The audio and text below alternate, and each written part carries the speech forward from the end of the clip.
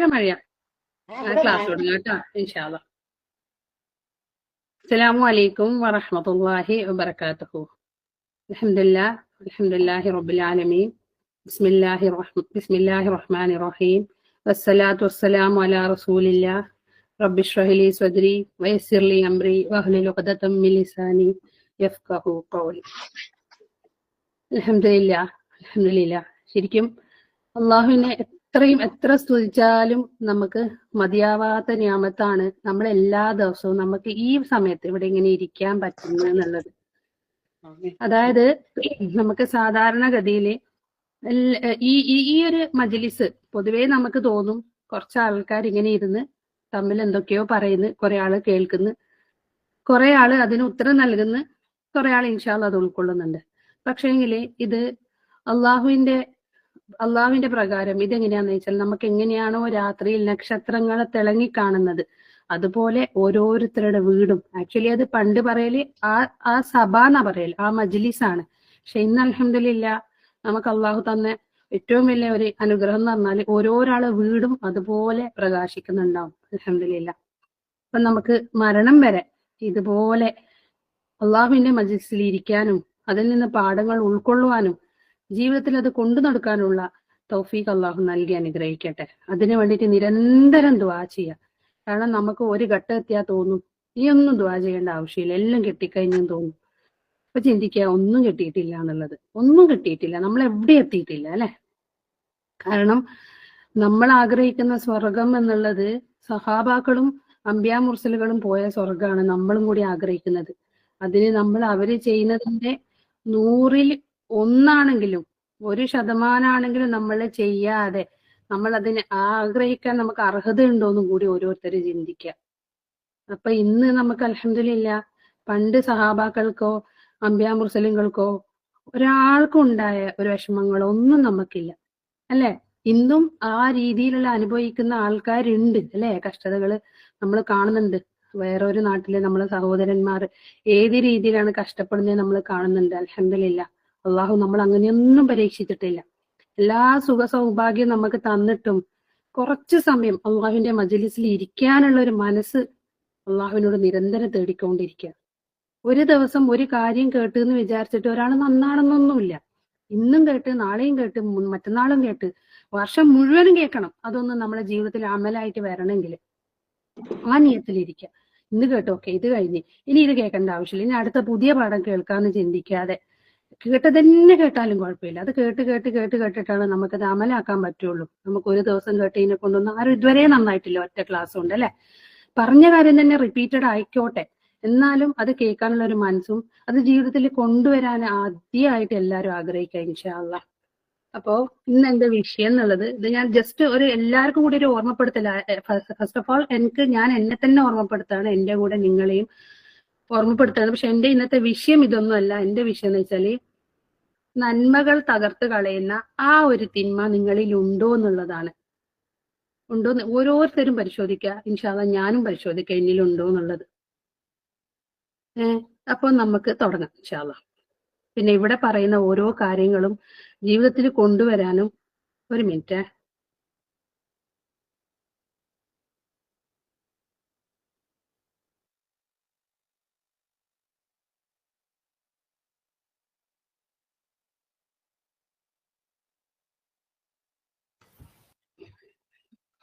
ഈ മജ്ലിസിൽ പറയുന്ന ഓരോരോ കാര്യങ്ങൾ ജീവിതത്തിൽ കൊണ്ടുവരാനും ഒരു മിനിറ്റ്.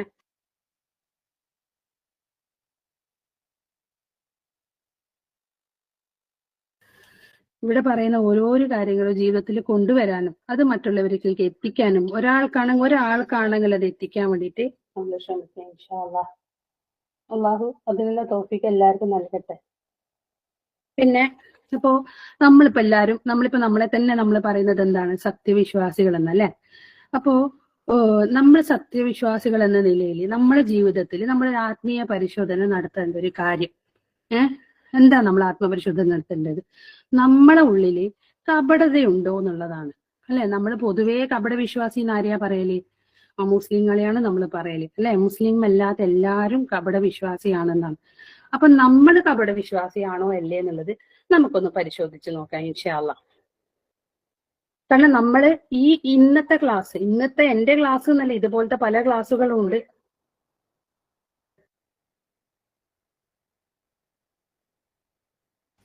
അപ്പോ ഇതുപോലത്തെ പല ക്ലാസ്സുകളും കേട്ടിട്ട് നമ്മളത് സ്വയം വിലയിരുത്തുക. നമ്മൾ അങ്ങനെയാണോ, നമ്മളെന്തെങ്കിലും കപടതയുണ്ടോ, കപട വിശ്വാസിയാണോ, എന്നിട്ട് നമ്മളത് ഉറപ്പുവരുത്തണം നമ്മൾ അതല്ലാന്നുള്ളത്. അതുപോലത്തെ എന്തെങ്കിലും ഉണ്ട്, ആ കാര്യങ്ങൾ നമ്മളിൽ ഉണ്ടെങ്കിൽ നമ്മളത് ഇങ്ങനെങ്കിലും നമ്മളെ പിന്നെ മനസ്സിൽ നിന്നും നമ്മളെ സ്വഭാവത്തിൽ നിന്നും അത് പിഴുതെറിയാൻ വേണ്ടിയിട്ട് ശ്രമിക്കാം. അപ്പോ അള്ളാഹുവിനും റസൂലിനും തീരെ ഇഷ്ടമില്ലാത്ത വ്യക്തിയിൽപ്പെട്ടതാണ് എന്താന്ന് വെച്ചാൽ ഈ കാപഢ്യം മനസ്സിൽ മറച്ചു വെച്ചിട്ട് ജീവിക്കുന്ന ഒരു വ്യക്തി. അപ്പോ അള്ളാഹുവിന്റെ റസൂലിന്റെയും ഇഷ്ടം നേടണമെങ്കിൽ അതിന്റെ ഫസ്റ്റ് സ്റ്റെപ്പ് എന്നുള്ളത് നമ്മളെ മനസ്സിൽ കപടത ഇല്ല എന്നുള്ളത് നമ്മൾ ഓരോരുത്തരും ഉറപ്പുവരുത്തണം.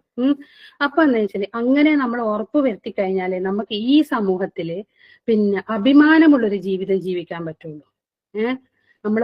നമ്മുടെ സമൂഹത്തിൽ നമുക്ക് അഭിമാനം ഉണ്ടാകും.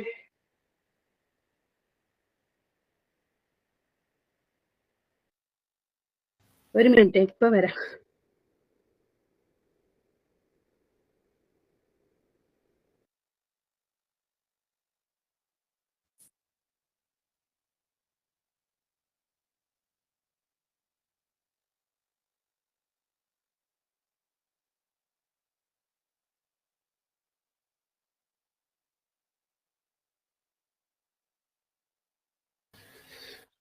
കാപട്യം ഇല്ലാന്ന് നമ്മുടെ ജീവിതത്തിൽ ഉറപ്പ് വരുത്തിയാൽ, അതുപോലത്തെ ഒരു ബോധം നമുക്ക് ബോധമല്ല, അതുപോലത്തെ ഒരു ബോധ്യം നമുക്കത് ഉറപ്പ് കിട്ടിയാൽ മാത്രമേ നമുക്ക് നമ്മുടെ സമൂഹത്തിലും കുടുംബത്തിലും നല്ലൊരു ജീവിതം, അതായത് ആദരവുള്ള ഒരു ജീവിതം, ഒരു അഭിമാനമുള്ള ഒരു ജീവിതം നമുക്ക് അങ്ങനെ ആയാലേ കിട്ടും. നമ്മൾ അങ്ങനെ വിചാരിക്കുന്നതാണ്. ഈ കപടത മുഴുവൻ ഒളിപ്പിച്ചു വെച്ചിട്ടും നമുക്ക് ആളെ മുമ്പിൽ നന്നായിട്ട് നടക്കാൻ നമ്മൾ വെറുതെ ചിന്തിക്കുന്നതാണ്. അപ്പോ നമുക്ക് നമ്മളെ കുറിച്ചിട്ടാണ് അറ്റ്ലീസ്റ്റ്, മറ്റുള്ളവരെ നമ്മൾ എന്ത് ബോധ്യപ്പെടുത്തുന്നോ ഇല്ലേ എന്നുള്ളത് സെക്കൻഡറി. നമുക്ക് ഏറ്റവും കൂടുതൽ നമ്മളെ കുറിച്ചിട്ട് അറിയുന്നത് നമുക്ക് മാത്രമല്ലേ. അപ്പൊ നമ്മൾ സ്വയം ഒന്ന് ആലോചിക്കുക, എന്നിട്ട് നമുക്ക് നമ്മളെ പറ്റിയിട്ട് ഒരു മതിപ്പുള്ളവരാണോ നമ്മളെന്ന് ഓരോരുത്തരും ചിന്തിക്കുക. എന്താന്ന് വെച്ചാല് അങ്ങനെയാണെങ്കിൽ മാത്രമേ നമുക്ക് നമ്മളെ പറ്റിയിട്ട് തന്നെ ഓക്കെ അല്ലെ, എന്റെ മനസ്സിൽ കാപാടി ഇല്ല എന്നുള്ളൊരു ഉറപ്പ് വരുത്തിയാൽ മാത്രമേ നമുക്ക് സ്വർഗം പ്രതീക്ഷിക്കാൻ പറ്റൂ. നമ്മൾ ഇതെല്ലാം കളിക്കുന്ന എന്തിനാ, നമ്മൾ എല്ലാ നന്മകൾ ചെയ്യുന്നതും ഓരോരോ കാര്യം നമ്മളെ ജീവിതത്തിൽ എത്ര വിഷമിച്ചിട്ടാണെങ്കിലും നമ്മളത് നേടാൻ ശ്രമിക്കേണ്ട റീസൺ എന്താണെന്ന് വെച്ചാൽ നമുക്ക് എല്ലാവർക്കും സ്വർഗം വേണം. ആ സ്വർഗം നമുക്ക് വേണമെങ്കിൽ നമ്മളെ മനസ്സിൽ നമ്മൾ നല്ലതാണ് എന്നുള്ള ഉറപ്പ് അറ്റ്ലീസ്റ്റ് നമുക്ക് ഉണ്ടാവണം. ജനങ്ങളെ നമുക്ക് ബോധ്യപ്പെടുത്താൻ പറ്റിയില്ല, അത് വേറെ കാര്യം. കുറഞ്ഞ പക്ഷം നമുക്കാണെങ്കിലും ഒരു ഉറപ്പുണ്ടാവണം, നമ്മള് നല്ല കുഴപ്പമില്ല, നമ്മളെ മനസ്സിൽ കാപാടിയില്ല, അല്ലെങ്കിൽ ഞാൻ ഭയങ്കര ആളാന്നല്ല, കപടം ഇല്ല എന്റെ മനസ്സിൽ എന്നുള്ളത് നമുക്കാണെങ്കിലും കുറഞ്ഞ പക്ഷം ഒരു ഉറപ്പുണ്ടാവണം. അപ്പോ ഈ കാര്യം നമ്മൾ എല്ലാവരും ജീവിതത്തിൽ നമ്മൾ ആഗ്രഹിക്കും. നമ്മളിങ്ങനെ പറയുമ്പോൾ മറ്റവന്റെ മനസ്സിൽ കപടതയുണ്ടോ, ഓനെങ്ങനെയാണോ ഓളെങ്ങനെയാണോ എന്ന് ചിന്തിക്കാതെ നമ്മൾ നമ്മളെ കുറിച്ചിട്ട് മാത്രം പിന്നെ ചിന്തിക്കുക. അങ്ങനെ ഇപ്പൊ നിങ്ങളൊന്ന് ആലോചിച്ച് നോക്കിയേ, കൃത്യമായിട്ട് ഇപ്പൊ ആണുങ്ങളായിക്കോട്ടെ പെണ്ണുങ്ങളായിക്കോട്ടെ, ചിലപ്പോ 5 നേരം പള്ളിയിൽ പോകുന്ന ആൾക്കാരും ഉണ്ട്, വീട്ടിൽ നിന്ന് 5 നേരം കൃത്യമായിട്ട് നിസ്കരിക്കുന്ന ആളും ഉണ്ട്. എന്നിട്ട് ആ ആൾക്കാരോടാണ്, 5 നേരം പള്ളിയിൽ പോകുന്ന സഹാബാക്കളോടാണ് റസൂൽ സല്ലല്ലാഹു അലൈഹി വസല്ലമ പറയുന്നത്, സൗബാൻ റളിയല്ലാഹു അൻഹു പറയുന്നത്, ഒരു പ്രാവശ്യം നമ്മള് പ്രവാചകന്റെ കൂടെ ഇങ്ങനെ പള്ളിയിൽ ഇരിക്കുമ്പോൾ സല്ലല്ലാഹു അലൈഹി വസല്ലം ഞങ്ങളോട് പറഞ്ഞു, ഞാന് ഒരു വിഭാഗത്തിൽ, എന്റെ സമുദായത്തിൽപ്പെട്ട ഒരു വിഭാഗത്തെ കുറിച്ച് നിങ്ങൾക്ക് ഞാൻ പറഞ്ഞു തരട്ടെയോ എന്ന് ചോദിച്ച്. എന്താണ് ആ സമുദായത്തിന്റെ പ്രത്യേകത എന്താന്ന് വെച്ചാല്, വെളുവെളുത്ത തിഹാമ പർവ്വതത്തോളം നന്മകളുമായിട്ട് അള്ളാഹുവിന്റെ മുമ്പിൽ വരും. അതായത് എന്തൊക്കെയാ നന്മകള്? നമസ്കാരം ഉണ്ടാവും, നോമ്പ് ഉണ്ടാവും, സദഖ ഉണ്ടാവും, ദിക്ർ ഉണ്ടാവും, ഹജ്ജ് ഉണ്ടാവും, ഉംറ ഉണ്ടാവും, എല്ലാ നന്മകളും ഉണ്ടാവും.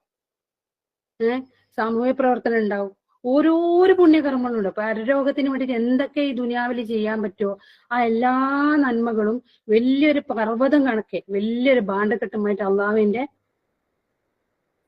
മുമ്പിൽ വരും. അള്ളാഹിന്റെ മുമ്പിൽ വന്നു കഴിഞ്ഞാൽ അവസാനം എന്താവാ, അള്ളാഹു എന്താക്കും, അതിനെ വിതറപ്പെട്ട തൂളികൾ പോലെ ആക്കുന്ന, വിതറപ്പെട്ട ധൂളികൾ എന്ന് പറഞ്ഞാൽ അറിയില്ലേ, ഒരു സാധനം പൊടിച്ചാൽ എങ്ങനെയാണോ അങ്ങ് പൊടിയായിട്ട് ഡസ്റ്റ് ആയിട്ട് പോകുന്നത്, അതുപോലെ ആക്കിയിട്ട് അതൊന്നിനും കൊള്ളാത്തതാക്കും.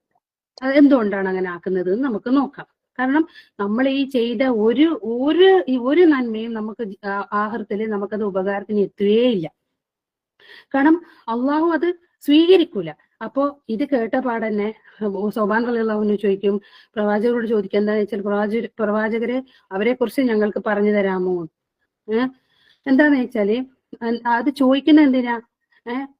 അതുപോലത്തെ ആൾക്കാരുടെ കൂട്ടത്തില് നമ്മൾ പെടാതിരിക്കാൻ വേണ്ടിയിട്ടാണ്. നമുക്ക് അതുപോലെ ആവണ്ട, നമുക്ക് നല്ല ആളായാൽ മതി. അതുകൊണ്ട് പ്രവാചകരെ അത് ഏതുപോലത്തെ ആളായാലും നമ്മൾ അതിൽ പെട്ടിട്ടുണ്ടോന്നും കൂടി അറിയാൻ വേണ്ടിയിട്ടാ. ഇപ്പൊ ഇതിൽ നിന്ന് നമുക്ക് ഉൾക്കൊണ്ട പാഠം എന്താ? നമ്മളോട് ഇപ്പൊ കപട വിശ്വാസിനെ പറ്റി പറയുമ്പോഴും മുനാഫിക്കിനെ പറ്റി പറയുമ്പോഴും മുഷ്രിക്കിനെ പറ്റി പറയുമ്പോഴും നമ്മൾ ചിന്തിക്കേണ്ടത് നമ്മൾ അതിൽ പെട്ടിട്ടുണ്ടോ? ഇല്ലെങ്കിൽ നമ്മൾ ഇനി ഇത് പെടാതിരിക്കാൻ വേണ്ടിയിട്ട് അത് ഏത് കൂട്ടരാണെന്ന് അറിയാൻ വേണ്ടിയിട്ട്. അല്ലാണ്ട് നമ്മൾ ഓരോരോ ആൾക്കാരെ പറയുമ്പോൾ നമ്മൾ നമ്മളെ ചുറ്റുമുള്ള ആളെ അല്ല ചിന്തിക്കേണ്ടത്, നമ്മളെ തന്നെ നമ്മൾ ചിന്തിക്കുക ഓരോരോ സമയത്തും. അപ്പൊ റസൂൽ സല്ലല്ലാഹു അലൈഹി വസല്ലം മറുപടി കൊടുക്കുന്ന എന്താ? അവര് നിങ്ങളുടെ കൂട്ടുകാർ തന്നെയാണ്, കാരണം നിങ്ങളുടെ കൂടെയുള്ള സഹോദരന്മാർ തന്നെയാണ്, മുസ്ലിങ്ങൾ തന്നെയാണ്. അവരെന്ന് വെച്ചാല് അവരുടെ പ്രത്യേകത എന്താണെന്നറിയോ? എന്തുകൊണ്ടാണ് അള്ളാഹു അങ്ങനെ അവരെ എല്ലാ നന്മകളും ഇങ്ങനെ പൊടിച്ച് കളയുന്നത് എന്ന് പറഞ്ഞാല്, ഇവര് പകൽ സമയത്ത് എന്ത് ചെയ്യും? നിങ്ങൾ ചെയ്യുന്ന പോലെ, അതായത് സഹാബാക്കളോടാണ് റസൂൽ സല്ലല്ലാഹു അലൈഹി വസല്ലം പറയുന്നത്, നിങ്ങൾ ചെയ്യുന്നത് പോലെ എല്ലാ നന്മകളും ചെയ്യും. ആളുകൾ കൂടുന്നിടത്ത് എന്തൊക്കെ നന്മകളുണ്ടോ അത് മുഴുവനും അവര് ചെയ്യും. എന്നാൽ ഒറ്റക്കായിരിക്കുന്ന സമയത്ത്, ആരും കാണുന്നില്ല എന്നുള്ള ഉറപ്പുള്ള സമയത്ത് എന്ത് ചെയ്യും? അള്ളാഹു നിരോധിച്ച കാര്യങ്ങൾ ചെയ്തു തുടങ്ങും. ഇത് സജീവമായിട്ട് ചെയ്തുകൊണ്ടേയിരിക്കും. ആളെ മുമ്പില് ഒരു സ്വഭാവം ആരുമില്ലാന്ന് ഉറപ്പ് വരുത്തിയിട്ട്, അല്ലെ? നമ്മളെ കൂടെ ഞാനും ഷെയ്ത്താനും മാത്രം ബാക്കിയാവുന്ന ഒരു സമയത്ത് എന്താണോ നമ്മൾ അള്ളാഹു നിരോധിച്ച കാര്യങ്ങൾ ചെയ്യുന്നുണ്ടോ, അപ്പൊ നിങ്ങൾ കണക്കാക്കിക്കോ, പകൽ സമയത്ത് ചെയ്ത ഒരു നന്മയും അള്ളാഹു സ്വീകരിക്കില്ല എന്നുള്ളത്. എന്താന്ന് വെച്ചാല് ഇപ്പോ അള്ളാഹുവിന്റെ മുമ്പിൽ ഇപ്പൊ നമ്മളെ പറ്റിയിട്ട് ഒന്ന് ചിന്തിച്ചു നോക്കാം. നമ്മളെ പറ്റിയിട്ട് തന്നെ ആലോചിച്ചാൽ മതി. നമ്മൾ അള്ളാഹുവിന്റെ മുമ്പിൽ പിന്നെ നമ്മളെ തന്നെ അള്ളാഹു കപടനായിട്ടാണോ രേഖപ്പെടുത്തുക, ഇല്ലെങ്കിൽ ഒരു പരലോക വിശ്വാസം ഉള്ള ഒരാളായിട്ടാണോ രേഖപ്പെടുത്തുക എന്നൊന്ന് ആലോചിച്ച് നോക്കിയേ. നമ്മൾ സ്വയം ചിന്തിച്ചു നോക്കും നമ്മളെ പറ്റിയിട്ട് തന്നെ. കാരണം നമുക്ക് എല്ലാവർക്കും ഉറപ്പുള്ള ഒരു കാര്യം എന്താന്ന് വെച്ചാല്, ഈ സ്വർഗവും നരകവും തീരുമാനിക്കുന്നത്, ഈ സ്വർഗവും നരകവും പിന്നെ തീരുമാനിക്കാൻ വേണ്ടിയിട്ട് നമ്മളെ അമലുകൾക്ക് ഒരു പ്രത്യേക പങ്കുണ്ട്. നമ്മൾ നല്ല കാര്യങ്ങൾ ചെയ്താലും മാത്രമേ നമുക്ക് സ്വർഗത്തിൽ പോകാൻ പറ്റൂ, തിന്മകൾ ചെയ്താലേ നമുക്ക് നരകമാണ് കിട്ടുക എന്നുള്ളത് എല്ലാവർക്കും ഉറപ്പുണ്ട്. അപ്പൊ നമ്മൾ ചെയ്യുന്ന അമലുകളിൽ വലിയൊരു പങ്കുണ്ട് ഈ സ്വർഗവും നരകവും ലഭിക്കാൻ വേണ്ടിയിട്ട്. എന്നാല് അപ്പോ നമ്മൾ എന്ത് ചെയ്യണം? അപ്പോ നമുക്ക് കാരണം നമുക്ക് ഈ പരസ്യ ജീവിതം, അതായത് നമ്മൾക്ക് മുമ്പിലുള്ള ആൾക്കാരെ കാണുമ്പോൾ പകൽ സമയത്ത് നമുക്ക് കുറെ കാര്യങ്ങൾ ചെയ്യാൻ വേണ്ടിയിട്ടില്ലേ, നമുക്ക് പൊതുവെ ഒരു മോട്ടിവേഷൻ ഒന്നും വേണ്ട. കാരണം ആള് കാണുന്നുണ്ടെന്നുള്ള ഒരൊറ്റ കാരണം മതി നമുക്കത് ചെയ്ത് മുന്നോട്ട് കൊണ്ടുപോകാൻ വേണ്ടിയിട്ട്. അതിന് നമ്മളൊന്നും ചെയ്യണമെന്നില്ല, ആൾക്കൂട്ടത്തിൽ കൂടിയിട്ട് തന്നെ നമുക്കത് ചെയ്യാൻ പറ്റും. അതിന് നമുക്ക് പിന്നെ എന്താ പറയുക, പ്രത്യേകിച്ചിട്ട് ഒരു ഫോഴ്സിന്റെ ആവശ്യമോ അല്ലെങ്കിൽ ഒരാൾ നമ്മളെ തള്ളിവിടാനോ അല്ലാതെ നമ്മളെ പറഞ്ഞ് മനസ്സിലാക്കണോ വേണ്ട. നമ്മളൊരു നന്മ ചെയ്യുന്ന ഒരു സമൂഹത്തിലോ ഒരു മജ്‌ലിസിലോ എത്തിക്കഴിഞ്ഞാൽ ഓട്ടോമാറ്റിക്കലി നമ്മൾ അവരോടൊപ്പം കൂടിയിട്ട് ചെയ്യും. പക്ഷെ അങ്ങനെയല്ല, നമ്മള് ആരുമില്ലാത്ത സമയത്ത് ഒറ്റക്ക്, അതായത് രാത്രിയിലായിക്കോട്ടെ പകലിലായിക്കോട്ടെ ആരും ഇല്ല എന്നുള്ള സമയത്ത് നമ്മള് പിന്നെ അതേപോലെ രഹസ്യ ജീവിതം നമുക്ക് നന്നാക്കണമെങ്കിൽ എന്ത് വേണം? അള്ളാഹുവിനോട് അത്രക്ക് സ്നേഹം വേണം. അത്രത്തോളം സ്നേഹവും തഖ്വയും നമുക്ക് ഉറപ്പുണ്ടെങ്കിൽ മാത്രമേ നമുക്ക് ആ സമയത്തും നമുക്ക് നന്മകൾ ചെയ്യാൻ പറ്റൂ. അതുകൊണ്ടാണ് പരിശുദ്ധ ഖുർആനിൽ അള്ളാഹു താല പറയുന്നുണ്ട്, എന്താ പറയുന്നത്? വഹുവ മഅക്കും, അതായത് അള്ളാഹു പിന്നെ അള്ളാഹുവിന്റെ വിശ്വാസം പറയുന്നിടത്ത് പറയുന്നുണ്ട്, എന്താന്ന് വെച്ചാൽ നമ്മുടെ ഹൃദയത്തിൽ അള്ളാഹു എന്നുള്ളത് നമ്മുടെ ഹൃദയത്തിൽ ഉണ്ടാവണം.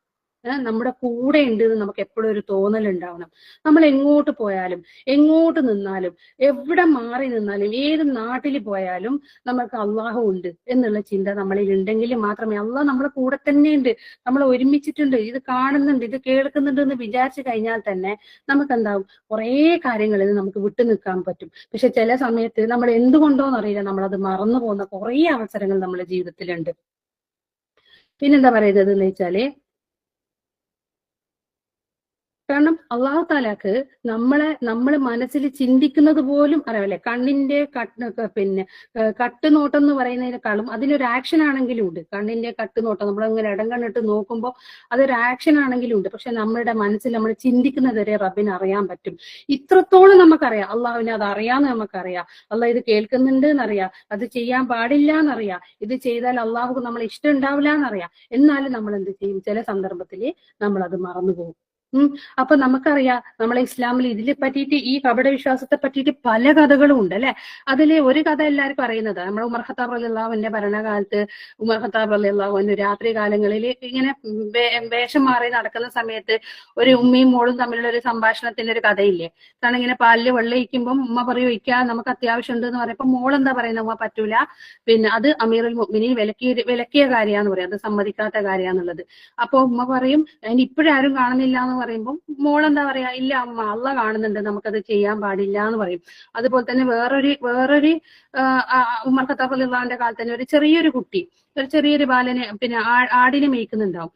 അപ്പൊ ഉമർ ഖത്താബ് റളിയല്ലാഹുവിനെ കണ്ടപ്പം അവർക്കത് ഉമർ ഖത്താബ് റളിയല്ലാഹുവിന് മനസ്സിലാവ് പോലുമില്ല. എന്നിട്ടും ചോദിക്കും, ഒരു ആടിനെ തരാമോ? വലിയൊരു ആട്ടിൻ കൂട്ടാ. എന്നിട്ട് ചെറിയ ബാലനോടാ ചോദിക്കുന്നത്, ഒരു ആടിനെ തരാമോ, ഞാൻ നിനക്ക് പൈസ തരാം, എത്ര നീ ചോദിച്ചെത്ര പൈസ തരാന്ന് പറയുമ്പോൾ അവൻ പറഞ്ഞില്ല, ഞാൻ തരില്ല. അപ്പൊ ഒരു മുതലാളിക്ക് മനസ്സിലാവില്ലല്ലോ. കാരണം ഈ മുതലാളി ഇത് കാണുന്നില്ലല്ലോ, ഈ ആട് കളഞ്ഞു പോയോ അല്ലെങ്കിൽ വേറെ മൃഗങ്ങൾ വന്നിട്ട് കഴിച്ചോ ഒന്നും ഇവർക്ക് അറിയില്ല. എന്നാലും പറയാ എന്താ, ഇല്ല ഞാൻ തരില്ല, കാരണം എന്റെ റബ്ബ് അത് കാണുന്നുണ്ട്. അപ്പൊ നമുക്ക് ഓരോരോ തിന്മ ചെയ്യുമ്പോൾ അതുപോലത്തെ ഒരു ചിന്ത വരുന്നുണ്ട്. നമ്മൾ ചെയ്യുന്ന ഓരോരോ തിന്മകളും എന്റെ റബ്ബ് അത് കാണുന്നുണ്ട്. ഇപ്പൊ വീട്ടിലാരും ഇല്ല, സത്യം തന്നെ അല്ലെ, ആര് കാണുന്നില്ലെങ്കിൽ എന്റെ പടച്ചോൻ അത് കാണുന്നുണ്ട് എന്നുള്ളൊരു ചിന്ത നമ്മളെല്ലാം എപ്പോഴും ഓരോരോ സെക്കൻഡിലും നമ്മളൊരു സംസാരത്തിന്റെ ഇടയിലായിക്കോട്ടെ, നമ്മൾ ഇരുത്തത്തിലായിക്കോട്ടെ, നൃത്തത്തിലായിക്കോട്ടെ, നമ്മൾ ചിന്തിച്ചുകൊണ്ടേയിരിക്കുക, അള്ളാഹ് കാണുന്നുണ്ട്, ഇപ്പൊ എന്റെ സംസാരം ശരിയാക്കണം, അള്ളാഹ് കാണുന്നുണ്ട് എന്റെ നോട്ടം ശരിയാക്കണം, അള്ളാഹ് കാണുന്നുണ്ട് എന്റെ കേൾവി ശരിയാക്കണം. അങ്ങനെ നമ്മൾ ചിന്തിച്ചിട്ടുണ്ട് എപ്പോഴെങ്കിലും? കാരണം ഈ ബാലൻ ചോദിക്കുന്നത് അങ്ങനെയാണെങ്കിൽ, അബൂബക്കർ സിദ്ദീഖ് റളിയല്ലാഹു ചോദിക്കുന്നത് ആരും കാണുന്നില്ലാലോ, എന്റെ യജമാനനോട് നിനക്ക് കളവ് പറഞ്ഞാൽ പോരെ എന്ന് ചോദിക്കുമ്പം ഈ ബാലൻ ചോദിക്കുന്നത്, അപ്പൊ അള്ളാഹു എവിടെയാണെന്നാ ചോദിക്കുന്നത്. എവിടെയാണെന്നാ പിന്നെ അള്ളാഹു? കാരണം അതിൽ യജമാനനല്ലേ കാണാത്തുള്ളൂ, അള്ളാഹു കാണുന്നില്ലേ എന്നുള്ളത്. അപ്പൊ അതാണ് നമുക്ക് ഓരോരോ കാര്യം വരുമ്പോൾ നമ്മൾ അവസരത്തിനൊത്തിട്ട് ചില സിറ്റുവേഷനിൽ നമ്മൾ ചെന്നെത്തിക്കഴിഞ്ഞാല് നമുക്കത് ഒഴിച്ചുകൂടാൻ പറ്റൂല എന്ന് നമുക്കൊരു തോന്നല് വരും. ഇത് നമുക്ക് എങ്ങനെ ഒഴിവാക്കും, ഇത് നമുക്ക് ഒഴിവാക്കാനേ പറ്റൂല ഒരു വിധത്തിലും, ഇത് നമ്മൾ അതുകൊണ്ട് ചെയ്യുന്നതാന്നുള്ളത്. ആര് പറഞ്ഞു ഒഴിവാക്കാൻ പറ്റൂല എന്നുള്ളത്? അത് നമ്മളെ നീയത്ത് പോലെയാണ്. നമ്മൾ ഓരോരോ സ്ഥലത്ത് എത്തിക്കഴിഞ്ഞാൽ നമ്മൾ അവർക്കനുസരിച്ചിട്ട് മാറുന്നുണ്ടെങ്കിൽ, നമ്മൾ എവിടെയാണോ അതാണ് നമ്മളാണെങ്കിൽ നമ്മളെ മനസ്സിൽ കപട വിശ്വാസം ഉണ്ട് എന്ന് അതിന്റെ അർത്ഥം. അപ്പൊ നമുക്ക് നോക്കാം ആരാണ് യഥാർത്ഥ വിശ്വാസി, നമുക്ക് നോക്കാം. അപ്പൊ എന്താന്ന് വെച്ചാല് അവര് യഥാർത്ഥ വിശ്വാസി എന്നത് അള്ളാഹു താലയെ വിശ്വസിക്കുന്നവരാണ്. അത് നമ്മളും പറയും, നമ്മൾ യഥാർത്ഥ വിശ്വാസി. കാരണം നമ്മൾ അള്ളാഹുവിനെ മാത്രമേ വിശ്വസിക്കുന്നുള്ളൂ, നമ്മൾ ശിർക്കൊന്നും ചെയ്യുന്നില്ല അല്ലെ, നമ്മൾ യഥാർത്ഥ വിശ്വാസി. അങ്ങനെ പറയാന് നമ്മൾ അതിന് പറയാനുണ്ടോ എന്ന് ഓരോരോ കാര്യം ആലോചിക്കാം. എന്താന്ന് വെച്ചാല് നമ്മളിപ്പം നമ്മൾ അങ്ങാടിയിൽ, അതായത് നമ്മളൊരു പുറത്ത് പോയാല്, ആൾക്കൂട്ടത്തിൽ പോയാല്, പിന്നെ വിശ്വസിക്കുന്ന അതേ അള്ള തന്നെയാണ് നമ്മുടെ സ്വകാര്യ ജീവിതത്തിലും ഉള്ളത്. അപ്പൊ നമുക്ക് അള്ളാഹിനോടുള്ള വിശ്വാസം അവിടെ മാറുന്നുണ്ടോ നോക്കാം. ആൾക്കൂട്ടത്തിൽ നിന്ന് നമുക്ക് റബ്ബിനോടുള്ള ഒരു വിശ്വാസവും ഒരു പെരുമാറ്റവും വേറെ, രഹസ്യ ജീവിതത്തിൽ വേറെ. കുടുംബത്തിന്റെ കൂടെ ഉണ്ടാകുമ്പോ ഒരു വിശ്വാസം അല്ലെ, നമ്മളെ കൂട്ടത്തിൽ കൂടുമ്പോ ഒരു വിശ്വാസം. അതേ കുടുംബമില്ലാതെ നമ്മളെ ചങ്ങാതിമാരപ്പുറം കൂടുമ്പോ വേറൊരു വിശ്വാസം. അതെങ്ങനെ അള്ളാഹ് അപ്പൊ മാറിപ്പോയാ? അങ്ങാടിയിലെത്തുമ്പോ ഒരു അള്ള, വീട്ടിലെത്തുമ്പോ വേറെ അള്ള, കുടുംബത്തിൽ കൂടുമ്പോ ഒരു അള്ള, ചങ്ങാതിമാരപ്പുറം വേറെ അള്ള. അങ്ങനെയാണോ നമുക്ക് അള്ള ഉള്ളത്? ഒന്ന് ആലോചിച്ച് നോക്കിയേ. നമ്മളൊരു പിന്നെ നമ്മളെ പരിചയമില്ലാത്ത, പിന്നെ നമ്മളെ ഒരിക്കലും നമ്മളെ ഒരു ന്യൂനതകളും പുറത്തു വിടാത്ത ചങ്ങാതിമാരെ കൂടെയാ നമ്മളാണെങ്കിൽ അതേ സ്വഭാവമാണ് നമ്മൾ കുടുംബത്തിൽ കാണിക്കുന്നത് എന്ന് ആലോചിച്ച് നോക്കിയേ. അല്ലെ, ഇപ്പോഴത്തെ കാലത്ത് ഓരോരോ അവസ്ഥകൾ പറയാതിരിക്കുന്നതാ ഭേദം. നമ്മൾ മറ്റുള്ളവരെ പറ്റി പറയണ്ടല്ലോ, ഇത് നമ്മുടെ കാര്യം മാത്രം, എന്റെ കാര്യമാണ് ഞാൻ പറയുന്നത്. അപ്പൊ എന്താന്ന് വെച്ചാല്, അപ്പൊ നമ്മള് ഇത് ഓരോരോ സമയത്തും അങ്ങാടിയിൽ കയറിയാലും, വീട്ടിലുണ്ടെങ്കിലും, കുടുംബത്തിലാണെങ്കിലും, ചങ്ങാതിമാരെ കൂടെയാണെങ്കിലും ഒരേപോലെയാണ് നമ്മൾ അള്ളാഹുവിനെ ഭയപ്പെടുന്നത്. അപ്പൊ ചിന്തിക്കുക, പാപമോചനം നമുക്ക് കിട്ടുള്ളൂ. നമ്മൾ തൗബ ചെയ്യണമെങ്കിൽ നമുക്ക് അള്ളാഹുവിനെ പറ്റിയിട്ടുള്ള വിശ്വാസം മാറി മാറി വരുന്നുണ്ടെങ്കിൽ അതെന്ത് തൗബയാണ് നമ്മൾ ചോദിക്കുന്നത്? എല്ലായിടത്തുള്ള അള്ളാഹ് ഒന്ന് തന്നെയല്ലേ? അപ്പൊ നമ്മൾ എന്ത് ചെയ്യുക? ഓരോരുത്തർ അവരവരെ കുറിച്ച് മാത്രം ചിന്തിക്കുക. നമ്മൾ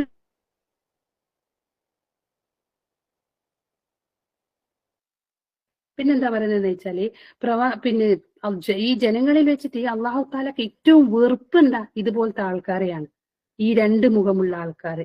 കാരണം ഓരോരോ സ്ഥലത്ത് ഓരോരോ മുഖം, ഓരോരോ സ്വഭാവം കാണിക്കുന്നത്.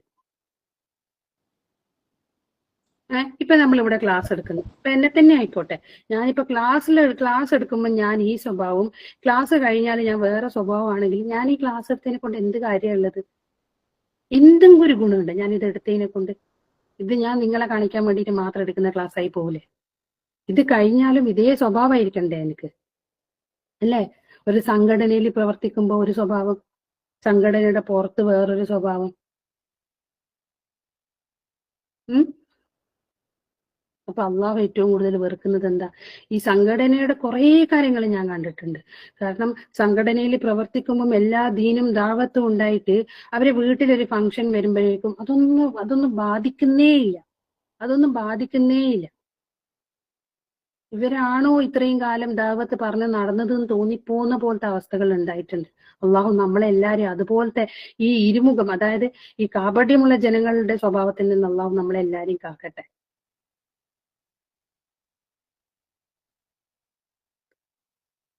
നിങ്ങളൊന്ന് ആലോചിച്ചു, ഒരു ടൂറ് പോയി എന്ന് വിചാരിക്കും, നമ്മളെ കുടുംബത്തിൽ നിന്നായിക്കോട്ടെ, ചങ്ങാതിമാരെ കൂടെ ആയിക്കോട്ടെ, ഒരു ടൂറ് പോയി, പർദ്ദ ഉണ്ടാ, ഹിജാബ് ഉണ്ടാ, ആ നാട്ടിൽ പോയി ആ നാട്ടിലത്തെ വേഷം അല്ലേ? അവരെന്ത് വിചാരിക്കും? ഇപ്പൊ ഒരു ഇവിടുന്ന് ഔട്ട് ഓഫ് കൺട്രി പോയി എന്ന് വെക്ക്, ഇന്ത്യയിൽ പോട്ടെ, കുഴപ്പമില്ല. അതായത് ഏതെങ്കിലും ഒരു ജൂതന്മാരുടെ നാട്ടിലേക്കോ ക്രിസ്ത്യാനികളുടെ നാട്ടിലേക്കോ അമേരിക്കയിലേക്കോ US-ലേക്കോ ബ്രിട്ടനിലേക്കോ കാനഡയിലേക്കോ എവിടത്തേക്കെങ്കിലും പോയിക്കോ, അപ്പോഴും നമ്മളെ വേഷഭൂഷ എല്ലാം മാറി. കാരണം അത്രയും ആൾക്കാർ അതുപോലെ നടക്കുമ്പോൾ നമുക്ക് എങ്ങനെ പർദ്ദയിട്ട് നടക്കാൻ പറ്റുക? അപ്പൊ അവിടെ ഈ അള്ളയല്ലേ ഉള്ളത്? നമ്മളെ നാട്ടിലുള്ള ഇന്ത്യയിലുള്ള അള്ളയല്ലേ അവിടെ ഉള്ളത്? പോട്ടെ, കേരളത്തിൽ നിന്ന് പുറത്തു പോയാലും എവിടെ പോയാലും നമ്മളെ കുടുംബക്കാരും നമ്മളെ കൂട്ടത്തിലുള്ളവരും പരിചയമുള്ളവരും നമ്മളെ കാണുന്നില്ല എന്നാണെങ്കിൽ നമ്മളെ വേഷത്തിന് മാറ്റം വരുന്നുണ്ടോ? നമ്മളെ സ്വഭാവത്തിന് മാറ്റം വരുന്നുണ്ടോ? അല്ലെ? ഇന്നത്തെ കാലത്ത് ഏറ്റവും കോമൺ ആയിട്ട് കാണുന്നത് എന്താന്ന് വെച്ചാല് ഒരു ഗെറ്റ് ടുഗെദർ അല്ലെ? പഠിച്ചോനെ, ഒരു പഴയ സ്കൂളിന്റെ ആൾക്കാരും കൂട്ടിട്ട് ഒരു കൂട്ടായ്മ, അത് പിന്നെ കൂടിക്കഴിഞ്ഞാൽ പിന്നെ ഒരു ദുനിയാവിന്റെ ബോധം തന്നെ ഇല്ല. അള്ളാനെയും ഓർമ്മയില്ല, ആരെയും ഓർമ്മയില്ല. നമുക്കപ്പോ ആ ഒരു സമയത്ത് നമ്മൾ അള്ളാനെ മറന്നു പോകുന്നുണ്ടോ? നിസ്കാര സമയം ആകുമ്പോഴേ ഇത് കഴിഞ്ഞിട്ട്, ഈ സംസാരം കഴിഞ്ഞിട്ട്, അല്ലെങ്കിൽ ഈ പാർട്ടി കഴിഞ്ഞിട്ട്, അല്ലെങ്കിൽ ഈ പരിപാടി കഴിഞ്ഞിട്ട്, അല്ലെങ്കിൽ ഈ പാട്ട് കഴിഞ്ഞിട്ട്, അല്ലെങ്കിൽ ഈ ഡാൻസ് കഴിഞ്ഞിട്ട്, അല്ലെങ്കിൽ ഈ ഭക്ഷണം കഴിച്ചു കഴിഞ്ഞിട്ട് അള്ളാനെ ഓർത്താൽ മതി നമ്മൾ ചിന്തിക്കുന്നുണ്ടോ? അല്ലേ? ഹരം പിടിച്ചു വരുന്നതായിരിക്കും ചങ്ങാതിമാരെ കൂടെ ഇരുന്നിട്ട് സംസാരിച്ചിട്ട് കുറെ പഴയ കഥകളും പുതിയ കഥകളും വരാൻ പോകുന്ന കഥകളും ഒരുമിച്ചിരുന്നതും പിന്നെ നിങ്ങൾ പിണങ്ങിയതും കൂടിയതും എല്ലാം ഇങ്ങനെ പറഞ്ഞിട്ട് ഹരം കൂടി വരുന്ന സമയത്തായിരിക്കും ഒരു ബാങ്ക് കൊടുക്കുന്നുണ്ടാവാൻ. നമുക്കപ്പോ എണീറ്റ് പോകാൻ പറ്റുന്നുണ്ടോ അവിടുന്ന്? വീട്ടിൽ നിന്ന് നമ്മൾ അവലത്തിന് നിസ്കരിക്കുന്നവരാണെങ്കിൽ പിന്നെ ഗെറ്റ് ടുഗദറിന് പോയപ്പം അപ്പോ അല്ല ഇല്ലേ? അപ്പൊ ഈ വീട്ടിലുള്ള അല്ലേ അവിടെ ഉള്ളത്?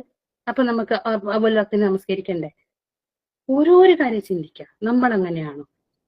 ഞാൻ പോയിട്ടുണ്ട്, അവള് പോയിട്ടില്ല, അതല്ല, ഞാൻ പോയിട്ടുണ്ടോ? അൽഹംദുലില്ലാ, അവർക്ക് വേണ്ടി ദുആ ചെയ്യാം.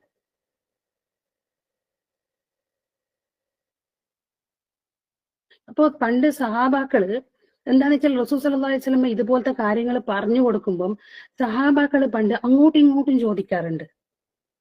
എന്താ ചോദിക്കല്?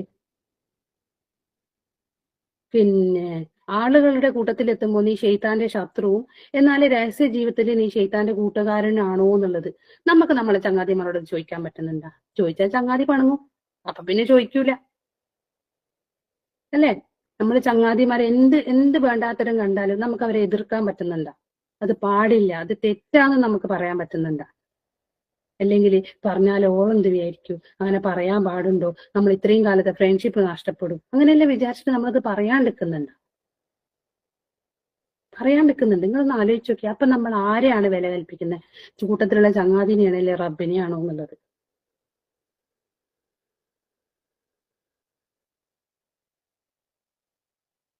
എന്താന്ന് വെച്ചാൽ നമ്മൾ ആളുകളുടെ കൂട്ടത്തിൽ റബ്ബിനെ സ്നേഹിക്കുകയും ആളില്ലാത്തപ്പോ റബ്ബിനെ വെറുക്കുകയും ചെയ്യുന്ന പോലത്തെ ഒരു അവസ്ഥ. ആളുകൾക്ക് വേണ്ടിയിട്ടാണ് നമ്മൾ പടച്ചോനെ സ്നേഹിക്കുന്നത്, ആളുകൾക്ക് വേണ്ടിയിട്ടാണ് നമ്മൾ റബ്ബിനെ വെറുക്കുന്നത്, അല്ല ഷെയ്ത്താനെ വെറുക്കുന്നത്. അതുപോലത്തെ ഒരു അവസ്ഥ നിങ്ങളൊന്ന് ആലോചിച്ച് നോക്കിയേ. എല്ലാം ജനങ്ങളെ കാണിക്കാൻ വേണ്ടിയിട്ട്, നമുക്കായിട്ട് ഒന്നുമില്ല. ഓർ അത് വിചാരിക്കും, ഇവർ ഇത് വിചാരിക്കും, അവരങ്ങനെ എന്നെ കൊണ്ട് മോശം വിചാരിച്ചാലോ, ഞാൻ അങ്ങനെ പറഞ്ഞതിനെ കൊണ്ട് ഞാനുമായിട്ടുള്ള ബന്ധം പോയാലോ. നമ്മളെല്ലാവരും ചിന്തിക്കുന്ന ഒരു കാര്യം അത്. നമുക്ക് ഈ ദുനിയാവില് എല്ലാ സൗകര്യത്തോടു കൂടിയിട്ടും മനസ്സമാധാനത്തോടു കൂടിയും ജീവിക്കണം. കാരണം നമ്മൾ ആ ഏതെങ്കിലും ഒരു കാര്യത്തില് ഒരു എതിർപ്പ് പ്രകടിപ്പിച്ചാലും നമ്മൾ കുടുംബത്തിൽ നിന്ന് പുറത്താവും. ഇന്ന് കുടുംബത്തിൽ നിന്ന് പുറത്താവുന്ന ഏക കാരണം അള്ളാഹിനെ പറ്റി പറയല. ദീനൊന്ന് പറഞ്ഞു കൊടുത്താൽ മതി, അത് കണ്ടിട്ട് ഒന്ന് ഒരു എതിർപ്പ് പ്രകടിച്ചാൽ മതി, നമ്മൾ പിന്നെ കുടുംബത്തിൽ നിന്ന് പുറത്തായി. എന്നാലും കുഴപ്പമില്ല, അൽഹംദുലില്ലാ. എന്താണെന്ന് വെച്ചാല് നമ്മൾ അള്ളാഹുവിന് വേണ്ടിയിട്ട് എന്താണോ ചെയ്യുന്നത്, അള്ളാഹു അതിന്റെ ഇരട്ടി 3 ഇരട്ടിയാക്കിട്ട് നമുക്ക് 10 ഇരട്ടി 100 ഇരട്ടിയാക്കിട്ട് അള്ളാഹു നമുക്ക് തിരിച്ചു തരും. നമ്മൾ അള്ളാഹുവിന്റെ ദീൻ പറഞ്ഞു കൊടുത്തത് കൊണ്ട് ഒരു കുടുംബം തെറ്റിപ്പോയിട്ടുണ്ടെങ്കിൽ അള്ളാഹുവിന്റെ ദീൻ പറഞ്ഞു കൊടുത്തത് കൊണ്ട്, അത് പറയുന്ന രീതി ഉണ്ട് കേട്ടോ. ഓറെ പിന്നെ കുറ്റക്കാരാക്കി ഇകഴ്ത്തിയിട്ടൊന്നല്ല പറഞ്ഞു കൊടുക്കേണ്ടത്, പറയേണ്ട അവർക്ക് മനസ്സിലാവുന്ന രീതിയിൽ നമ്മളെന്ന് പറഞ്ഞിട്ട് നമ്മളെ ആ കൂട്ടത്തിൽ കൂട്ടിയിട്ട് പറഞ്ഞു കൊടുക്കണം പറയേണ്ട രീതിയിൽ. എന്നിട്ട് അവർ തെറ്റുന്നുണ്ടെങ്കിൽ തീർച്ചയായിട്ടും ആ ബന്ധം റബ്ബ് തന്നെ ശരിയാക്കി തരും. പിന്നെ അങ്ങനെ ഒരു പോകുന്ന ബന്ധാണെങ്കിൽ അത് പോട്ടെ നോക്കണം പഠിച്ചോന്ന് വേണ്ടിയിട്ട്. അത് ആരാണെങ്കിലും ദീൻ പറഞ്ഞു കൊടുത്തതിന്റെ പേരിൽ പോയ കുടുംബാണ് ഞാൻ പറയുന്നത്.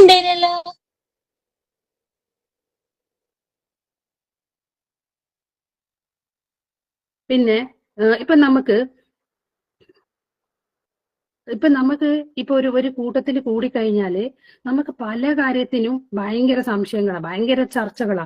മുഹറത്തിന്റെ സുന്നത്ത് നോമ്പ്, മുടി കറുപ്പിക്കാൻ പാടുണ്ടാ, അല്ലേ? നമുക്കിതിനല്ല ഭയങ്കര സുന്നത്തായ കാര്യങ്ങൾക്ക് ഭയങ്കര ചർച്ചയാ. എന്നിട്ട് ഈ ചർച്ച ചെയ്യാൻ വേണ്ടിയിട്ട് മുന്നിൽ നിൽക്കുന്നവന്റെ ജീവിതത്തിൽ സത്യത്തിൽ സുന്നത്ത് പോയിട്ട് ഫർള് വരെ കറക്റ്റ് ആയിട്ടുണ്ടാവില്ല.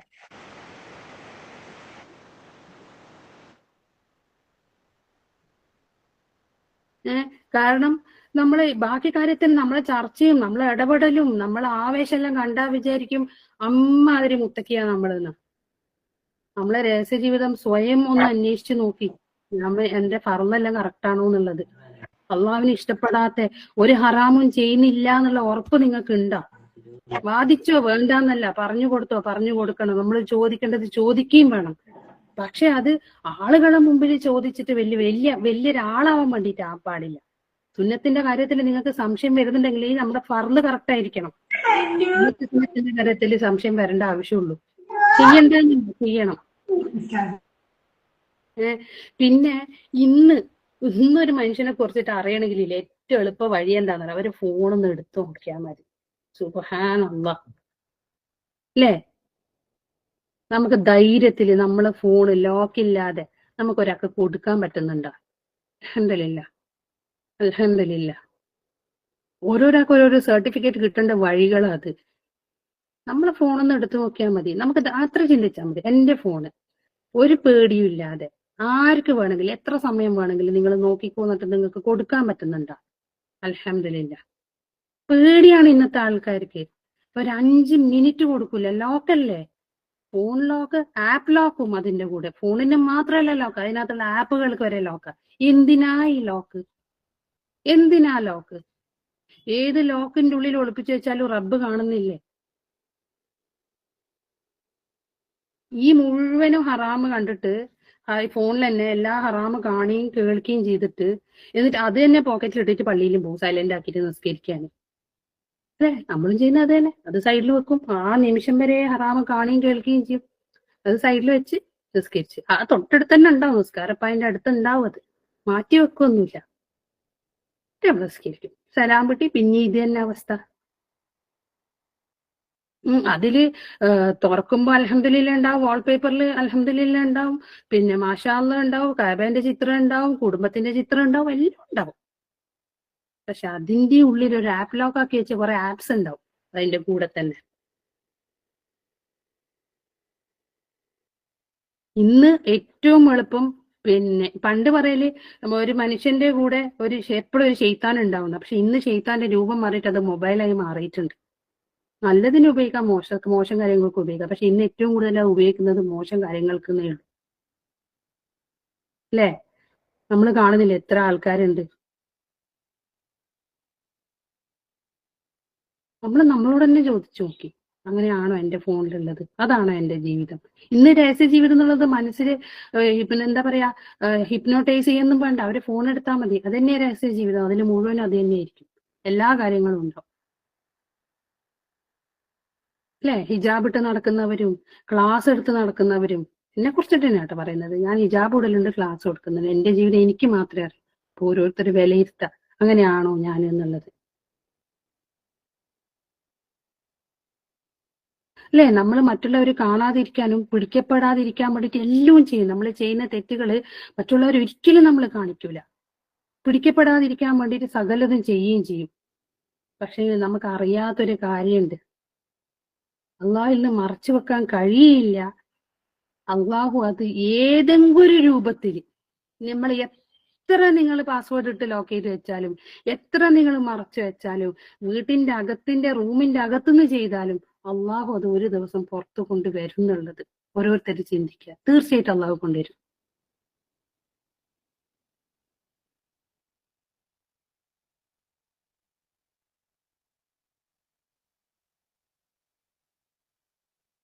അള്ളാഹു എന്താ ചെയ്യാ, നമ്മളെ രഹസ്യ ജീവിതത്തിൽ നമ്മൾ പല സകലമാന വൃത്തികേടുകളും ചെയ്തിട്ട്, നിങ്ങളൊന്ന് ആലോചിച്ച് നോക്കിയേ, ആഖിറത്തില് അള്ളാഹുവിന്റെ മുമ്പിൽ നിൽക്കുമ്പോൾ നമ്മുടെ ഇണകളുടെയും മക്കളുടെയും മാതാപിതാക്കളുടെയും കുടുംബത്തിന്റെയും മുമ്പിൽ ഓരോരോ ചെറിയ ചെറിയ ചെറിയ കാര്യങ്ങൾ പോലും അള്ളാഹു തുറന്നു വെച്ച് പ്രദർശിപ്പിക്കുമ്പോഴുള്ള അവസ്ഥ ഒന്ന് ആലോചിച്ച് നോക്കിയേ, എന്തായിരിക്കും?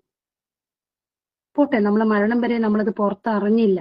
പക്ഷെ നമ്മളെ മരണശേഷം അള്ളാഹു എല്ലാരെ മുമ്പൊന്നും ഒരു കടുക് മണീന്റെ അത്ര പോലും അള്ളാഹു വിടാതെ നമ്മൾ അത് മറ്റുള്ളവരുടെ മുമ്പിൽ പ്രദർശിപ്പിക്കും.